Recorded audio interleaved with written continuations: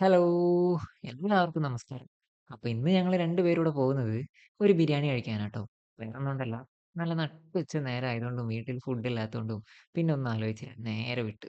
നമ്മള് കോഴിക്കോട്ടുകാർക്ക് ബിരിയാണീന്റെ കാര്യത്തില് അങ്ങനെ പ്രത്യേകിച്ച് ഇന്ന സ്പോട്ടൊന്നുമില്ല ട്ടോ. ഞങ്ങൾക്ക് ഒരുപാട് ഓപ്ഷൻസ് ആണ് ഈ കോഴിക്കോട് നിറച്ചുള്ളത്. അപ്പൊ ഇന്ന് കുറച്ച് വെറൈറ്റി ആയിട്ട് കുറച്ച് ഫ്ലേവേർഡ് ആയിട്ടുള്ള ബിരിയാണി കഴിക്കാൻ ഒരാഗ്രഹം. അപ്പൊ അതിന് പറ്റിയ സ്ഥലം നമ്മുടെ കാലിക്കറ്റ് 2-ാം ഗേറ്റിന് സമീപമുള്ള മുഗൾ ബിരിയാണി ദർബാറാണ്.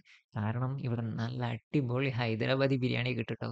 ഞങ്ങൾ ചെന്നപ്പോ തന്നെ 2 പ്ലേറ്റ് ഹൈദരാബാദി ബിരിയാണിയാണ് ഓർഡർ ചെയ്തത്. ഇവരുടെ ഇന്റീരിയർ ഒക്കെ പക്കാ പൊളിയാണ് ട്ടോ. ഒരു നോർത്ത് ഇന്ത്യൻ വൈബിലാണ് ഇവരൊക്കെ സെറ്റ് ചെയ്തിരിക്കുന്നത്. ഈ പുറത്ത് കാണുന്ന ഈ ഉരുണ്ട ഭരണികളിലാണ് ഇവിടെ ബിരിയാണി ചെയ്തെടുക്കുന്നത്. അതായത് ബിരിയാണി പാചകം ചെയ്തെടുക്കുന്നത്. നമ്മളെ കാര്യം പറഞ്ഞപ്പോ തന്നെ ചേട്ടൻ നമുക്ക് വേണ്ടിയിട്ട് ഹൈദരാബാദി ബിരിയാണിയുടെ റൈസും മസാലയും പീസൊക്കെ ഇങ്ങനെ മിക്സ് ആക്കി എടുക്കുന്ന ഒരു പരിപാടി ഉണ്ടല്ലോ. നമ്മളെ ബിരിയാണി ദം പൊട്ടിക്കുന്ന സമയത്തുള്ള അത് ചെയ്തുകൊണ്ടിരിക്കുക ട്ടോ. ഇവിടുത്തെ ഇന്നത്തെ ഫസ്റ്റ് കസ്റ്റമർ ഞങ്ങള് തന്നെയാണ്. ഈ ബിരിയാണി ചെമ്പിന്റെ ദമ്മ് പൊട്ടിക്കുന്ന സമയത്ത് ഇതിന്റെ അടുത്ത് നിൽക്കുന്ന ഒരു ഫീൽ ഉണ്ടല്ലോ. അതൊന്ന് വേറെ തന്നെയാട്ടോ. ആക്ച്വലി ഇവിടെ ദമ്മല്ല, ഒരു മൂടി വെച്ച് മൂടിയെന്നേ ഉള്ളൂ.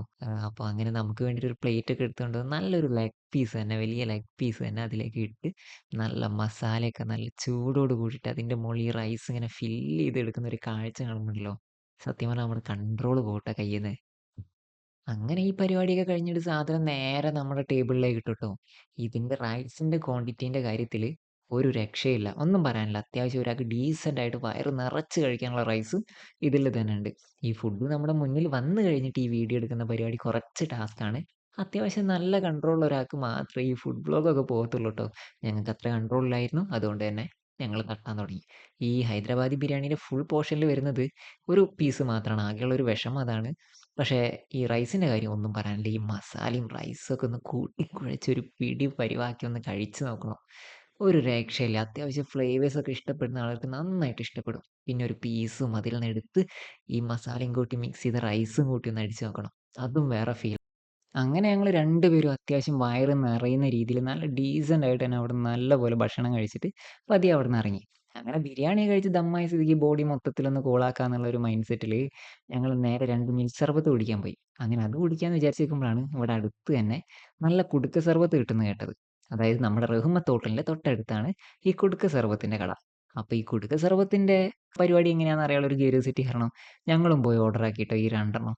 അങ്ങനെ അത് ഉണ്ടാക്കുന്ന കാഴ്ചകള് കണ്ടോണ്ടിരിക്കട്ടെ ഞങ്ങള്. സാധാരണ നമ്മുടെ ഒരു മിൽക്ക് സർബത്ത് നമുക്ക് അടിച്ചു തരുന്നത് പോലെ തന്നെയാണ് പരിപാടിന്ന് തോന്നുന്നു. സംഭവം ഇതൊക്കെ ഒന്ന് മിക്സ് ആക്കാൻ വേണ്ടിയിട്ട് മിക്സിയിലിട്ടിട്ട് ഒന്ന് മൊത്തത്തിൽ അടിച്ചു തരുന്ന പരിപാടിയാണെന്നാണ് എൻ്റെ ഒരു ധാരണ.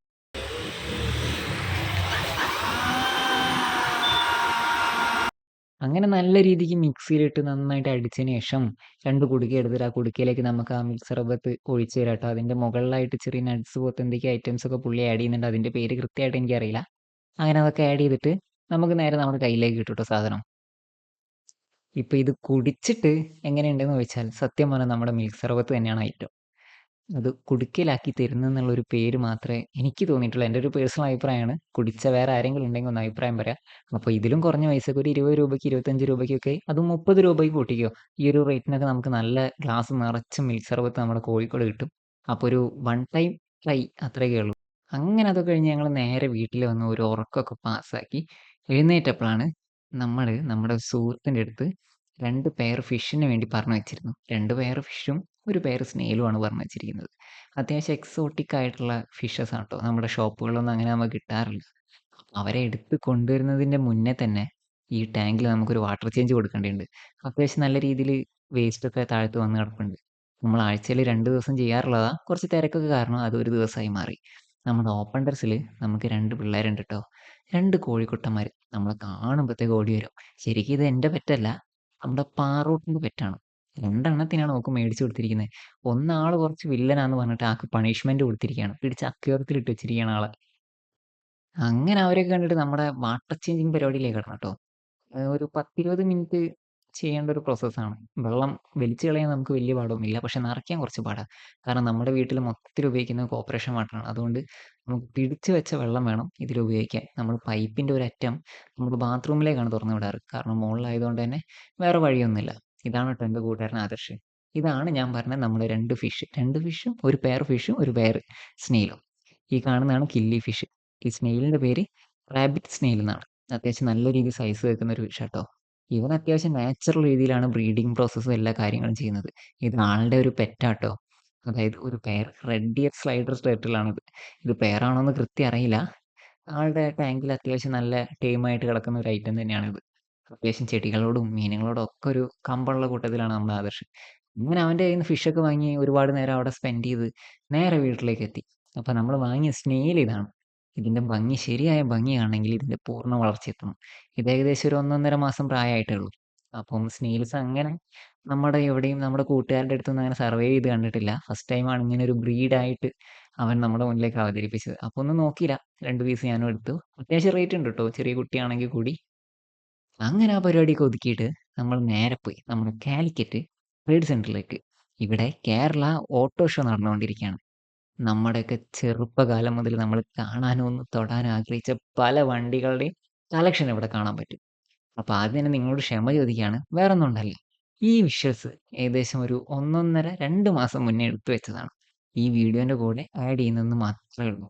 വേറൊന്നും കൊണ്ടല്ല. നമ്മുടെ സമയപരിമിതികൾ കൊണ്ടും നമുക്ക് വരുന്ന വർക്കുകളൊക്കെ ചെയ്തു തീർക്കാൻ പറ്റാത്തതുകൊണ്ടൊക്കെ വന്ന ഒരു ഡിലേ ആണ്.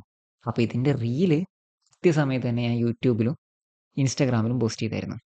അപ്പൊ നമ്മളൊക്കെ ഒന്ന് ഒരുപാട് തവണ ആഗ്രഹിച്ചതാണ് ഇതുപോലുള്ള വണ്ടികളെയൊക്കെ ഒന്ന് നേരിട്ട് കാണണം. ചില്ലറയൊക്കെ നമ്മുടെ റോഡിലൂടെയൊക്കെ പോകുന്നത് നമുക്ക് കാണാൻ പറ്റും ട്ടോ. കാണാൻ പറ്റുന്നല്ലാതെ അതിനെ ഫോളോ ചെയ്ത് പോകാനും അതിന്റെ സ്പീഡിനൊത്ത് നിൽക്കാനും നമുക്ക് പറ്റില്ല. അപ്പൊ ഇങ്ങനെ നിർത്തിയിട്ടൊരു കാഴ്ച കാണാൻ പറ്റിയതില് ഒരുപാട് സന്തോഷമുണ്ട്. ഈ വണ്ടികളെ കുറിച്ചൊക്കെ കാണാനും അതിന്റെ ഫീച്ചേഴ്സൊക്കെ അറിയാനും ഭയങ്കര താല്പര്യമാണെങ്കിലും ഇതിന്റെ എല്ലാത്തിന്റെയും കാര്യങ്ങളൊന്ന് പറഞ്ഞു തരാൻ എനിക്ക് അത്രയും അറിയില്ല.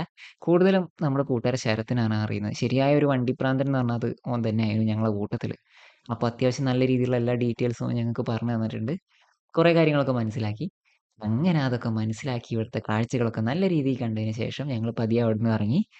അപ്പൊ നമുക്ക് അടുത്ത വീഡിയോയിൽ കാണാം. അപ്പോൾ വീഡിയോ ഇഷ്ടപ്പെട്ടാണെങ്കിൽ ലൈക്ക് ചെയ്യുക, സബ്സ്ക്രൈബ് ചെയ്യുക. നമ്മുടെ കൂടെ നിൽക്കുക. അത്രേ പറയാനുള്ളൂ. അപ്പോൾ അടുത്ത വീഡിയോയിൽ നമുക്ക് എന്തായാലും കാണാം. അതുവരെ ബായ്.